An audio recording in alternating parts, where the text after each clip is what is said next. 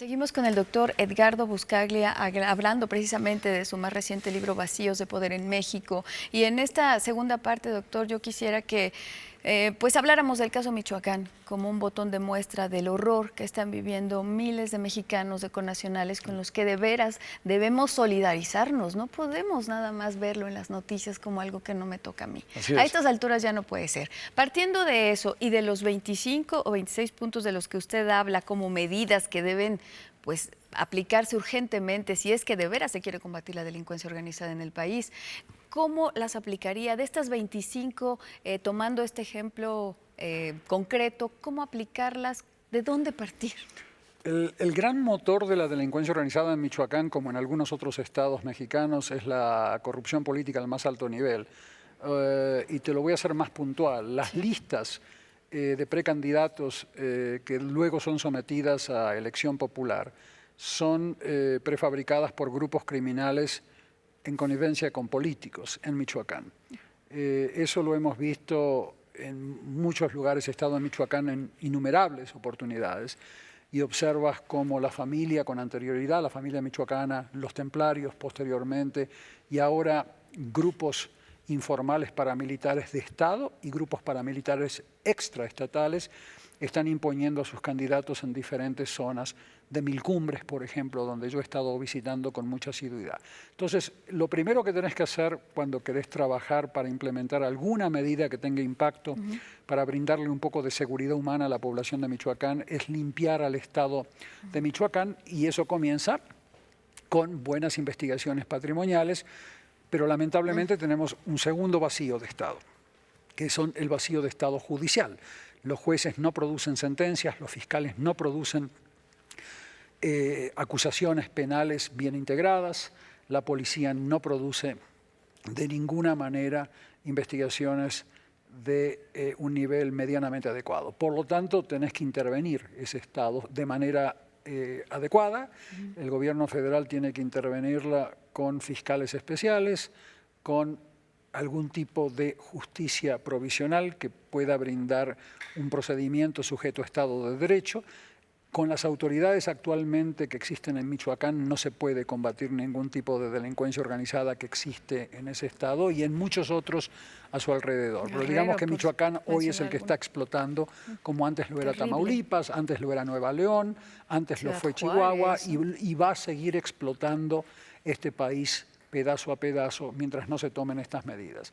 La tercera área importantísima que se tiene que abordar es el área clave que hace posible que cientos de miles de jóvenes de Michoacán se sigan incorporando a actividades ligadas a grupos criminales. Es que esas frases que oímos de jóvenes que dicen, yo prefiero 5 años de una vida y no una vida de jodido. Es que no tenés oportunidades de vida de ningún tipo hoy en México entre los jóvenes. El bono demográfico, doctora, absolutamente se está desperdiciando una generación o varias de mexicanos, y hoy el gobierno federal le está asignando más de 9.000 millones de dólares a un programa de prevención social, que lo que intenta hacer es coordinar las políticas de salud, de trabajo, de educación, las políticas judiciales, para poder de alguna manera focalizarlas en las zonas de alto riesgo. Hablar de seguridad humana, no de seguridad nacional. Entonces, darle oportunidades de acceso a salud, a trabajo, a educación,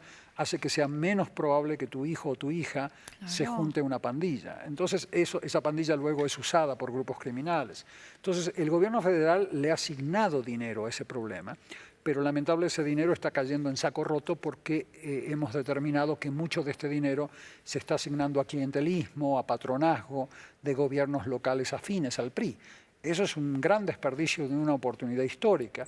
Los responsables de esta política en el gobierno federal son gente de bien. El señor Campa, Roberto Campa, es un subsecretario que merece mi respeto, está intentando hacer las cosas bien, pero no pueden controlar cuando bajan esos dineros a nivel local. Hay mucha corrupción que no está siendo controlada, porque el Estado no tiene controles patrimoniales, nuevamente. Hay un auditor superior de la Federación que después de que la corrupción se manifiesta, te dice a los 2 años que hubo mucha corrupción, pero no hay nadie que esté previniendo, controlando adecuadamente que esos dineros. O sea que esas serían las medidas claves que se tendrían que implementar de inmediato.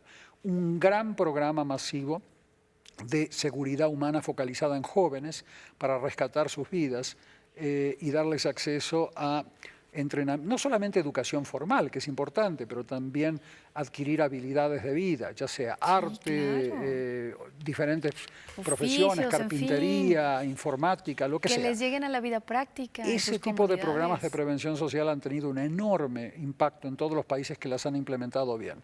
Hay un libro excelente que no es mío, es de Irving Waller, un canadiense criminólogo que ha escrito un libro que se titula Más seguridad, menos represión, en donde da cuenta que invertir $10 en prevención social a largo plazo tiene el mismo efecto que $100 en el sistema judicial. O sea que $10 hacen muchísimo, o sea, estamos hablando de poco dinero para poder de alguna manera causar un impacto y hacer menos probable que jóvenes se incorporen a este tipo de vida tan dañina para la sociedad entera y para ellas mismas. Ese tipo de programas no se está implementando adecuadamente todavía en Michoacán. El gobierno federal le ha puesto mucho dinero, pero se está desperdiciando en corrupción y en malas asignaciones. Entonces, esas serían las 3 áreas de vacíos de Estado que habría que abarcar inmediatamente, pero tiene que haber una intervención federal en Michoacán, avalada por el Poder Judicial, por la Suprema Corte. Me imagino que tiene que haber una interpretación constitucional del actuar del Poder Ejecutivo, pero tiene que inmediatamente trabajar el gobierno federal con la Constitución de la mano para poder de alguna manera institucionalizar a Michoacán. Es un estado despedazado por la corrupción política al más alto nivel. Acá no le echemos la culpa al PRD nada más, acá tenemos corrupción por todos los partidos. Lamentablemente esto también ocurre en Zacatecas, lo he visto ocurrir en Coahuila, lo he visto ocurrir en Durango, donde tú observas similares niveles de corrupción política. Si tú no cubres con instituciones judiciales, control patrimonial, control de la corrupción política y control de prevención social para que los jóvenes tengan futuro, si no cubres con instituciones esas 4 áreas, este país va a ser una bomba de tiempo y el futuro de México va a ser Michoacán. Si cubres con instituciones, y eso va a ser doloroso para la élite que hoy se está enriqueciendo ilegalmente, pero si lo haces, si la élite ve que no hay otra salida, si la presión internacional es adecuada para que se lleve adelante, se están violando derechos humanos de manera masiva en México. Más de 40, usted los menciona en este libro. Hemos estado hablando de eso por muchos años. Si la presión internacional, la presión social de sociedad civil mexicana y el dolor de las élites se manifiesta, estas medidas pueden ser políticamente factibles. Debe ser una vergüenza, o debería serlo por lo menos, ver grupos de autodefensa en estados que se repiten una y otra vez. Es que la gente, no es que la gente tome las armas, es que las familias, si tú vives en una zona donde el Estado no existe, exacto, donde tienes a gobernantes corruptos que se venden a grupos criminales, tú buscas maneras de proteger a tu familia, seas mujer o no, a través de cualquier tipo de grupo armado que venda protección. Por eso me llama la atención y quiero subrayar antes de que nos vayamos, doctor, a la otra parte de la que usted habla, movilizar a la sociedad civil mexicana. Y ese es el punto también importante. No podemos, insisto en esto, vernos a lo lejos, ver que la bomba está explotándonos, por decirlo, la olla express, pues. Y nosotros no hagamos absolutamente nada. Mira, la sociedad civil mexicana está muy fragmentada, por temor, está aterrorizada porque está recibiendo amenazas y muchos de sus periodistas están siendo asesinados a lo largo de estos años. La sociedad civil mexicana ha sido muy castigada. La independiente, la honesta, la sociedad civil del padre Solalinde ha sido muy, muy castigada y amenazada, y por lo tanto hay terror. También hay mucha sociedad civil fragmentada por corrupción. Se la compra desde gobernación, desde Sedesol, queda cooptada por el Estado. Entonces, eso ha retrasado este movimiento de sociedad civil que ya debería haberse manifestado como presión importante para que estas medidas que menciono en este libro se puedan implementar. Esperemos que pronto esto cambie y podamos empezar a ver resultados. Pues en tanto, ojalá este libro y este texto y estas recomendaciones lleguen a las manos y a las cabezas adecuadas, doctor. Muchísimas gracias. Ustedes lo están haciendo más probable. Gracias. Gracias a usted, Edgardo Buscaglia. Vacíos de poder en México, cómo combatir la delincuencia organizada. Felicidades. Gracias, doctor. Y nosotros hacemos un corte de regreso, mucho más aquí en Noticias 22 de Medianoche.